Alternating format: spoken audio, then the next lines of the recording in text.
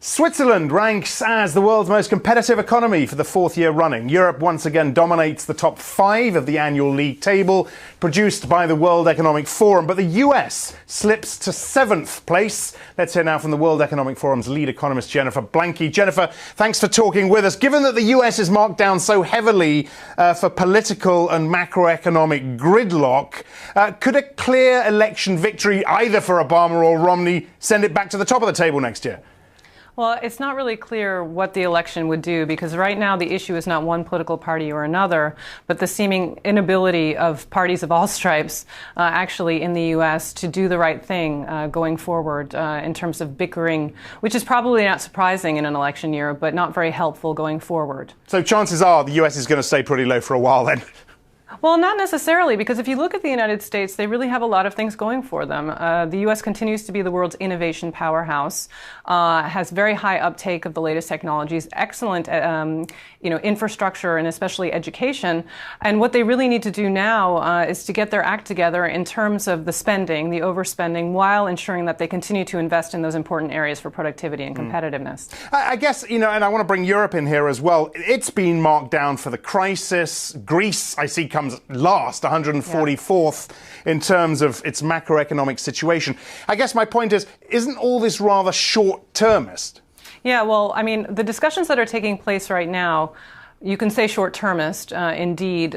Clearly, they have to clean up their mess in the financial markets and deal with the sovereign debt crisis. But at the same time, there is not enough long-term thinking in terms of what really needs to happen. And you put your finger on it. In the top 10, you have a number of European countries that are doing very well, the Nordics. And then you have the Greeces of the world that are falling well behind. And frankly, unless they deal with those differences, which have a lot to do also with the functioning of labor markets, with the amount that people work, Sure. and so on and so forth, then frankly it's like a short-term band-aid. Is there a danger, Jennifer, that this kind of ranking favours countries that pride themselves on political stability over systems that are less stable but more open to new ideas? Well, I don't know if these things actually contradict each other. I mean, I think certainly businesses and investors really do need a level playing field where they know what to expect.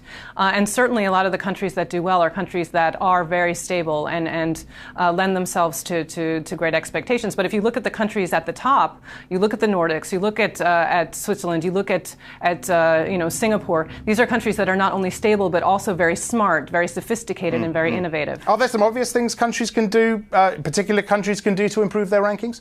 There are lots of things, and I think, it's a case-by-case basis. That's the whole goal of the report, is to focus on the strengths that countries have to build upon as well as the weaknesses that they have to address. I think if you had to point your finger at one or two things, in Europe it's definitely the labor markets, while also ensuring that they keep making themselves smarter and more innovative going forward. Does Russia get any credit for joining the WTO?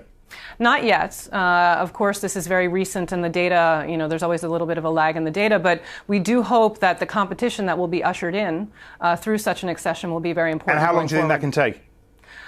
It's hard to tell without a crystal ball, and it depends on how much the Russians really take advantage of the fact that they're now a member. But certainly we've seen in the past that accession to the WTO can be very helpful. You can look at the China case for that. Slightly odd question to finish up with, relating to Switzerland, of course, in first place. I mean, this is a country seen by some as quite eccentric and maybe even quite backward. Without wanting to be glib, does it lose any points for using different electrical sockets from the rest of the world? Not at all. And as a matter of fact, Switzerland actually has all of those good things going for it, including its infrastructure, very, very innovative companies. And actually, what's really important in Switzerland is a lot of collaboration between the business sector and universities in terms of getting good innovations to market. So Switzerland, eccentric, I don't know, but innovative, yes. All right. Jennifer, thanks for talking with us. Jennifer Blanke from the World Economic Forum. That's it for now. There's more from us on Reuters.com and, of course, the Insider platform. I'm Axel Threlfall. This is Reuters.